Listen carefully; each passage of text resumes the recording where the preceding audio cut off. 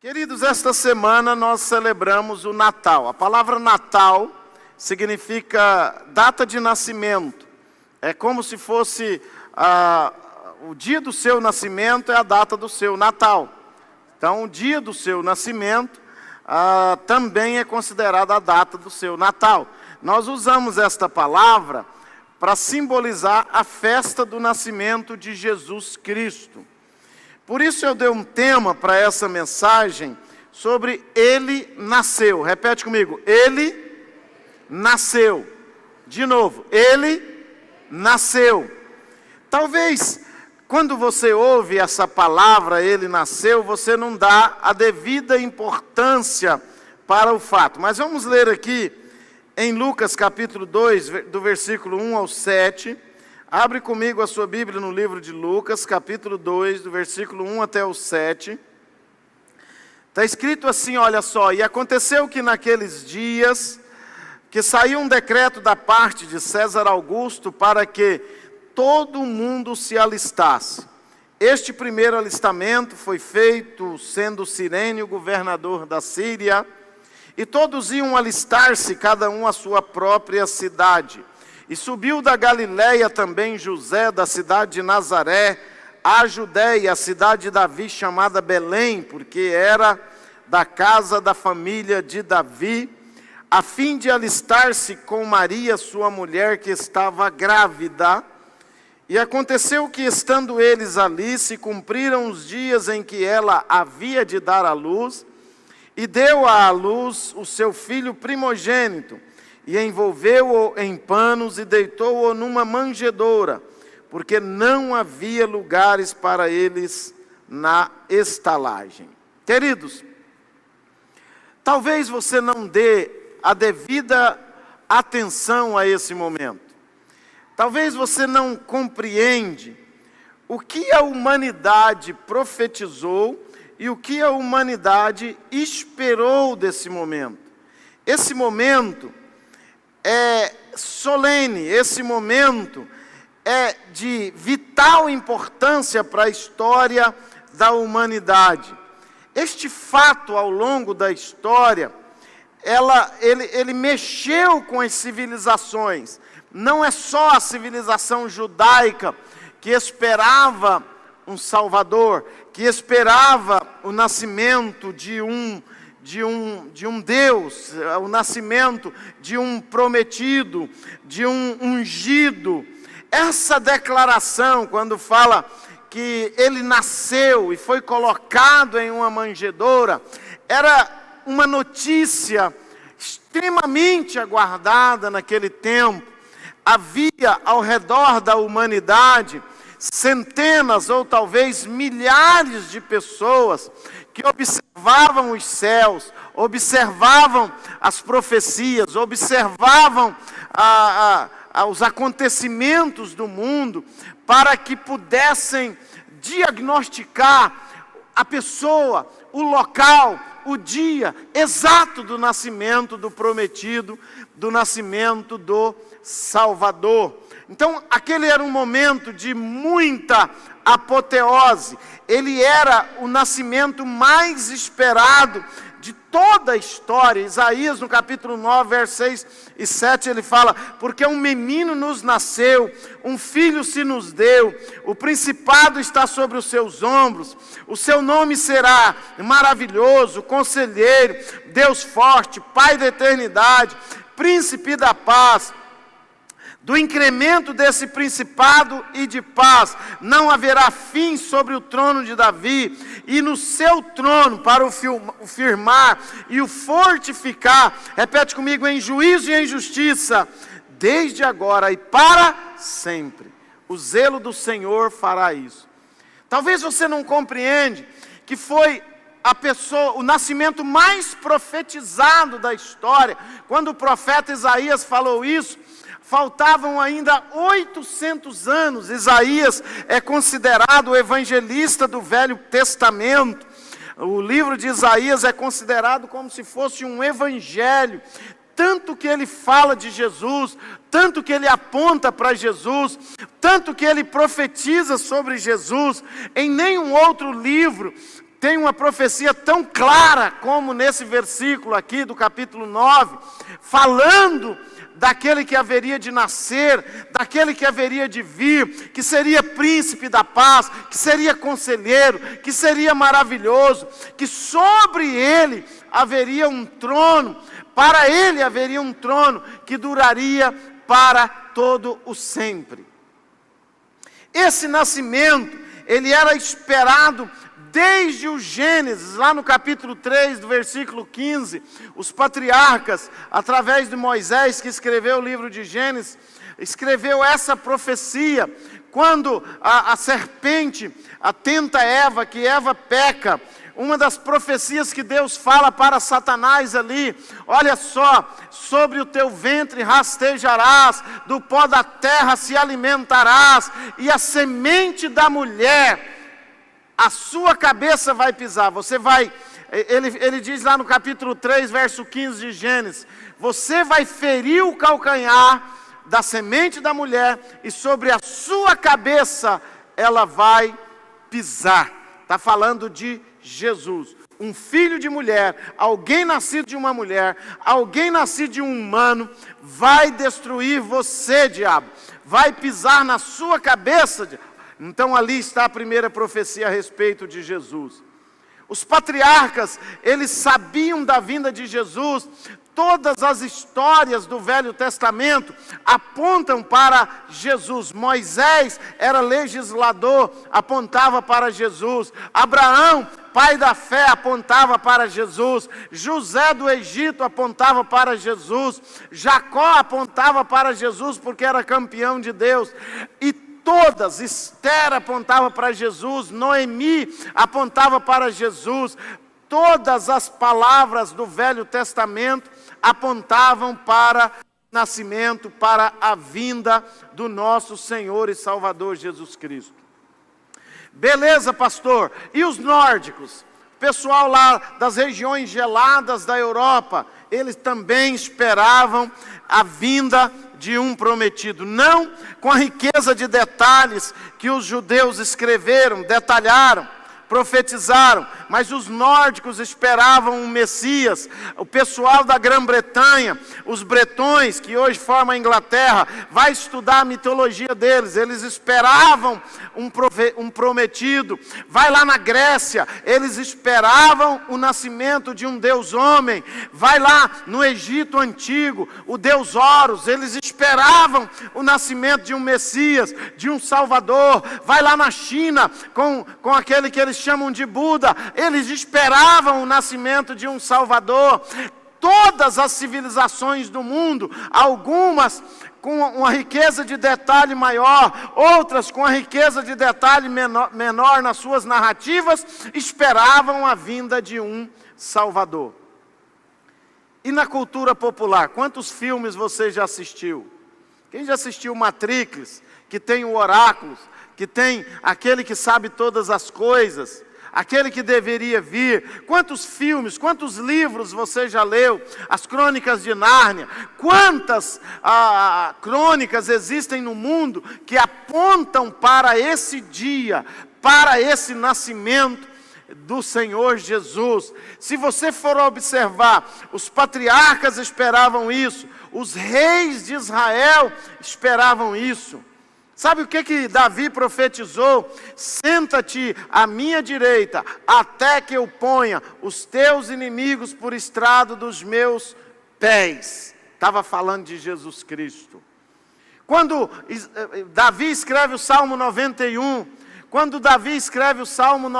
o que ele estava falando? De quem ele estava falando? Do Senhor Jesus. Ele estava, aquele que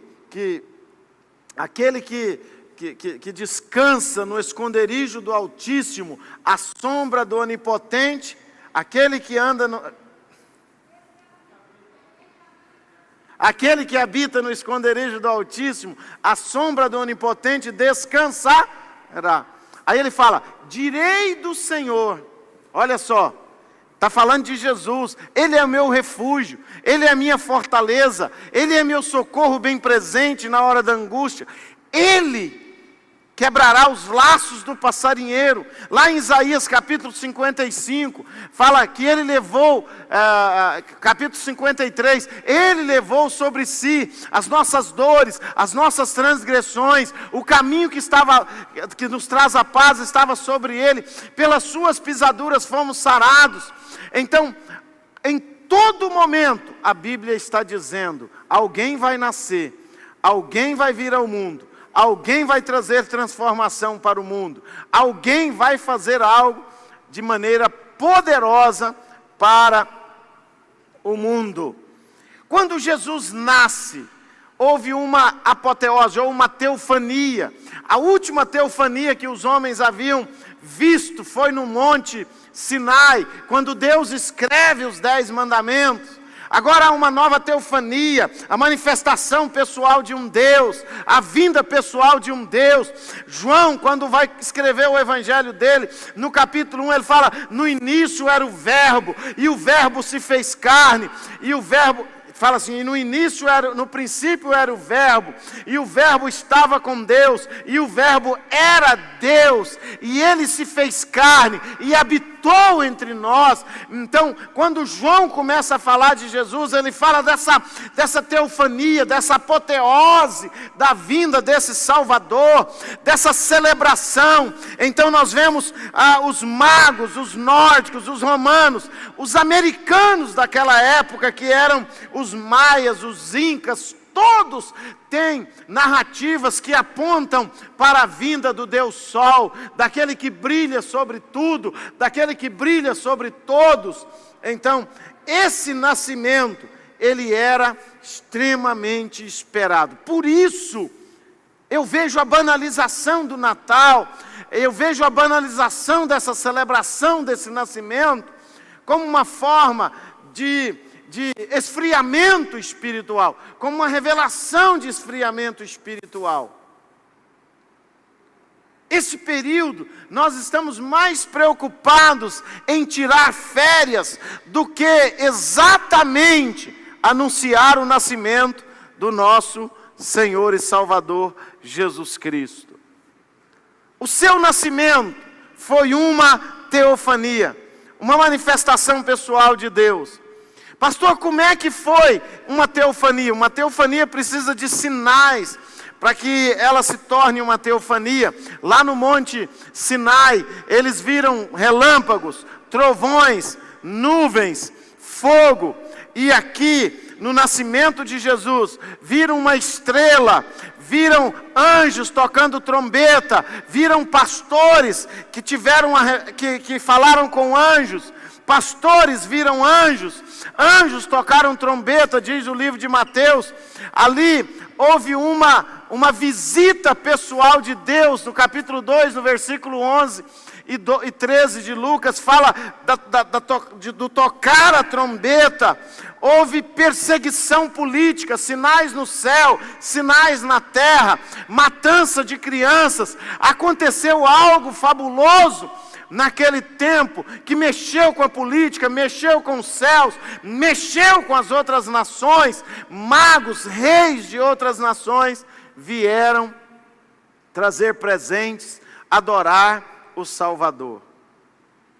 Queridos, você imagina viver...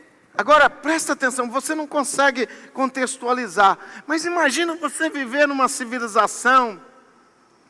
Segundo a cronologia bíblica, quando Jesus nasceu, nós estávamos por volta do ano 4000, ano adâmico, de número 4000. Hoje nós estamos no ano cristão de 2020. Mas quando Jesus nasceu, nós estávamos no 4º ano adâmico. Desde Adão até Jesus se passaram em torno de 4000 anos, 4000 anos e pouco. Desde Abraão até Jesus, se passaram 2000 anos. A cronologia mais ou menos em cima disso. Então já tinha 2000 anos, desde Abraão, que as pessoas ficavam ouvindo que haveria de vir um Messias, um Salvador. todos ouvindo sobre isso. Pensa a expectativa, as pessoas já desistindo, esse Messias não vem, esse Salvador não aparece, esse cara está demorando, essa pessoa... muitas pessoas desviaram, quando Noé começou a construir a arca, e anunciar e dizer, olha, vai chover, passou 1 ano, 2 anos, 3 anos, sabe qual é o maior teste na fé de um cristão? Não é o diabo, não é o dinheiro, não é mulher, não é sexo. O maior teste na fé de um cristão se chama tempo. É o tempo que vai mexer com a sua fé. É o tempo que vai determinar se a sua fé é poderosa ou não. Então, queridos, houve uma expectativa de 2000 anos. Imagina você sentar e o seu pai começa, olha meu filho, vai aparecer o Salvador, o Messias, que vai restaurar o trono de Davi, que vai trazer a glória de Israel de volta. E, pai, onde é que o senhor ouviu isso? Meu avô me contou, meu bisavô contou para o meu avô, meu tataravô contou para o meu bisavô, e assim, e como é que você sabe disso? E eles, de novo, sentam na fogueira, vão amassar um cordeiro, e começa com a mesma história de novo, e aí, de repente, esse Salvador nasce. No momento de descrença, muita gente já tinha desistido, Roma mandava no mundo, o poder político de Roma era extremamente forte, Israel abatido, a fé em Israel tinha se tornado uma mera religião. E aí, queridos, aonde nós encontramos pessoas que ainda criam, pessoas que ainda esperavam que Jesus Cristo viesse. Em Lucas capítulo 2, verso 25, um homem havia recebido uma promessa. Olha, você só vai morrer depois de ver o Salvador. E quando ele vê Jesus, ele fala, agora eu posso morrer, agora eu posso ir embora, agora eu posso deixar essa terra.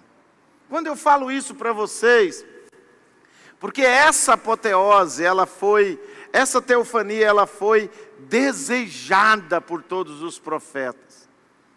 Todos os profetas que antecederam Jesus desejaram ver o nascimento do Salvador, desejaram participar desse momento glorioso, desejaram participar desse momento histórico, desse momento lindo, que trouxe para a humanidade a esperança de juízo e justiça de volta. Trouxe para a humanidade a esperança de que a humanidade ainda tinha solução.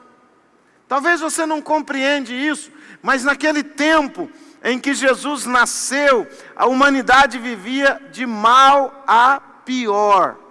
De mal a pior. Atrocidades aconteciam em todo o mundo. Injustiça em todo o mundo. Ainda hoje há, mas não naqueles níveis. E de lá para cá, a humanidade tem se tornado cada vez mais civilizada. Porque tem alguém em algum lugar, em algum momento, pregando que Jesus Cristo é o Senhor.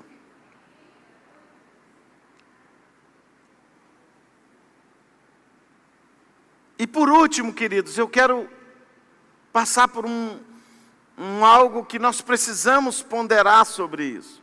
Diga comigo, ele vai voltar. O problema é que não creram no nascimento e também não estão crendo na volta dele. Não creram no nascimento e ele nasceu. E é provado cientificamente que Jesus existiu. Sabe quando relata assim, que ele nasceu no tempo de Herodes, na época daquele governador, na época disso, na época daquilo. Pega um paralelo histórico. Vai lá na história que você vai ver que existiu esse rei Herodes. Vai lá na história, você vai ver que existiu esse governador Cirênio. Vai lá e você vai ver que existiu César Augusto. Vai lá na história secular e você vai ver que exatamente no tempo, na cronologia bíblica, esses camaradas, esses governadores, esses imperadores estavam vivos e governando e trabalhando nos países, nos lugares designados a eles. Então essa narrativa de Lucas, ela é também histórica. Há inúmeras provas do nascimento de Jesus, mas há uma prova. Eu mais a minha esposa tivemos o prazer e o privilégio de visitar Qumran. Qumran é um local à beira do Mar Morto, cheio de cavernas, e lá foram encontrados pergaminhos do Mar Morto. Você pode olhar na história. Os pergaminhos do Mar Morto tem uma história muito legal sobre eles. Havia naquele lugar alguns beduínos, algumas pessoas que moravam ali naquela região, e eles entraram naquelas cavernas, e mexendo numa caverna encontrou várias talhas, vários vasos, mais ou menos desse tamanho assim, num canto daquela caverna. E no tempo de Jesus, as bibliotecas, eles guardavam os pergaminhos dentro dessas talhas, dentro desses vasos, para conservar. Aí eles tampavam e conservavam. E quando abriram aquilo dali, viram aquele tanto de pergaminho de couro, e o camarada pegou aquilo, não entendia nada, e foi para uma feira, e pegou um dos pergaminhos, fez um sapato, uma sandália, e de repente um erudito, lá de Jerusalém, andando naquela feira, um estudioso, andando naquela feira, viu aqueles escritos antigos, aquele hebraico antigo, o que é isso? Aí foi investigando, descobriu os pergaminhos do Mar Morto, que fala sobre Jesus Cristo, que são provas da existência de Jesus Cristo naquele tempo. Então não há nenhuma contestação a isso. Jesus nasceu. O problema é que muitos não acreditaram no nascimento e ainda não acreditam na volta do Senhor Jesus.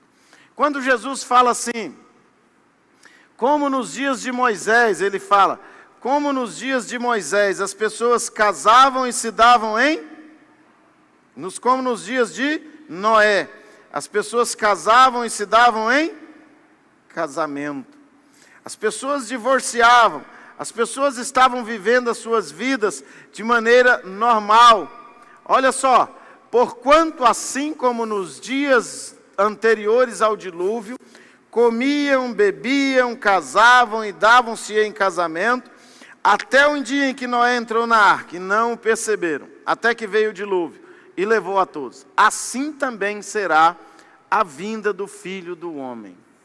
Sabe qual é o fato mais importante do nascimento de Jesus? É que ele vai voltar. Ele morreu, ressuscitou e ele vai voltar. E aí que o rabo torce a porca. Será que eu estou preparado para a volta do Senhor Jesus? Será? Primeira pergunta não é nem essa. Eu acredito mesmo que Jesus vai voltar?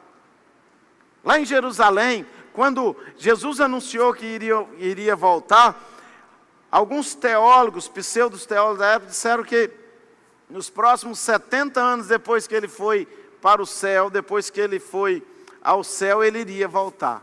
Diz que Jesus ia esperar só 70 anos para voltar. E aí as pessoas deram os seus bens, venderam suas casas, levaram tudo, jogaram os pés dos apóstolos, a igreja vivia como se não houvesse amanhã, e aí de repente Jesus não volta, vem aquela pobreza, vem uma perseguição, há uma diáspora cristã, quando o imperador César Augusto manda invadir Jerusalém, sai crente para todos os lugares, a igreja chega na Antioquia, chega em todos os lugares da Ásia, e aí o verdadeiro cristianismo começa a se espalhar pelo mundo. E Jesus não voltou.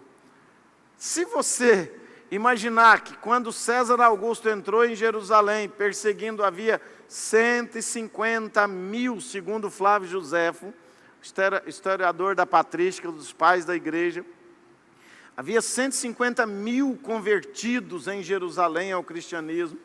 Quando saem pelo mundo em perseguição, muitos daqueles 150 mil cristãos abandonaram a fé naquele momento, porque Jesus não voltou no tempo que alguém disse que ele iria voltar.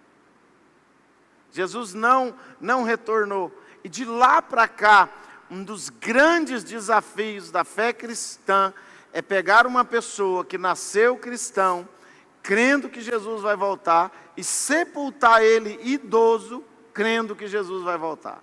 Porque muitos, no meio do caminho, porque passou 30 anos, passou 20 anos, passou 40 anos, não creem mais que Jesus vai voltar. Eu me converti no dia 29 de abril de 1989. A palavra que se mais pregava naquele tempo era profecias bíblicas. Sobre profecias bíblicas. Havia um ditado naquele tempo: 1000 chegará, 2000 não passará. Quem se lembra desse ditado?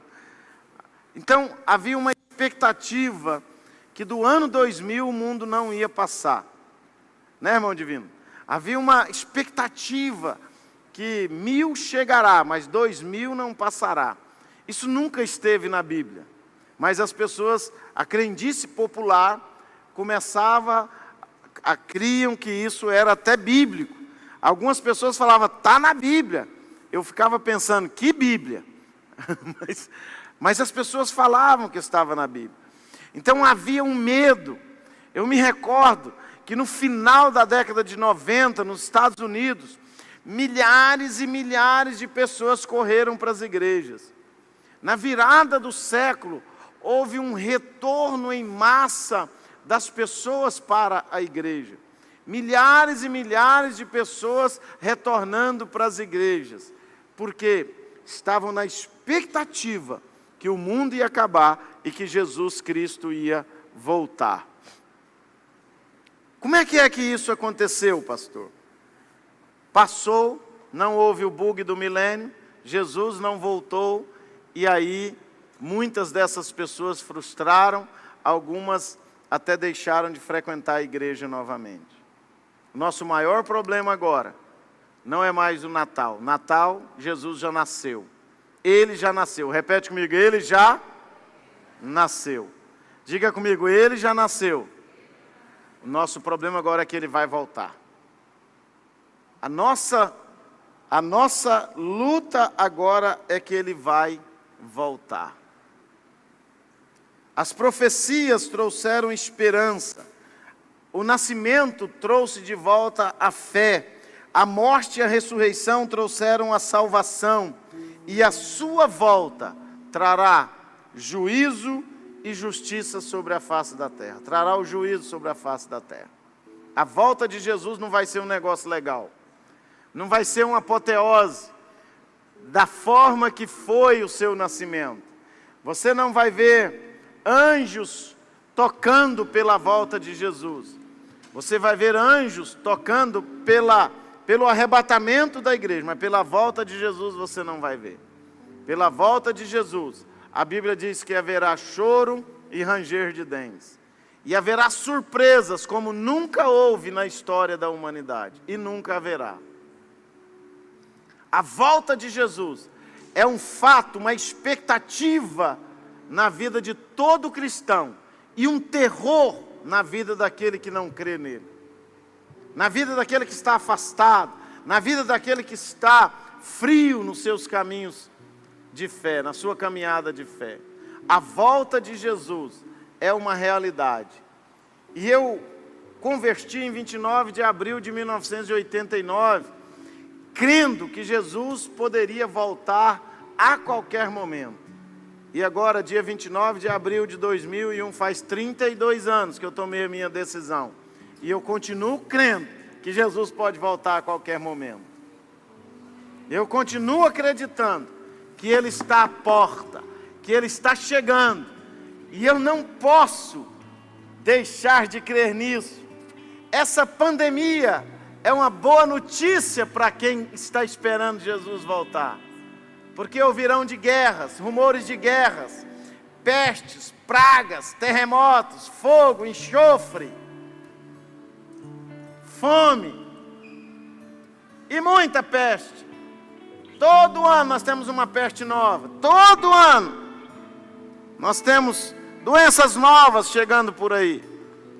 E a boa notícia é que todas essas profecias apontam para a vinda do nosso Senhor e Salvador Jesus Cristo. E lá no livro de Apocalipse, a Bíblia diz assim no versículo 13 do capítulo 22: eu sou o Alfa e o Ômega, o princípio e o fim, o primeiro e o derradeiro. E ele vai voltar.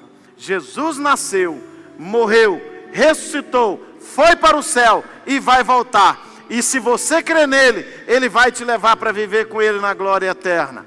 Então fica firme e celebre o nascimento, mas tenha expectativa na volta dele, porque certamente ele virá e não tardará, diz o Senhor Deus. Vamos ficar de pé e vamos orar.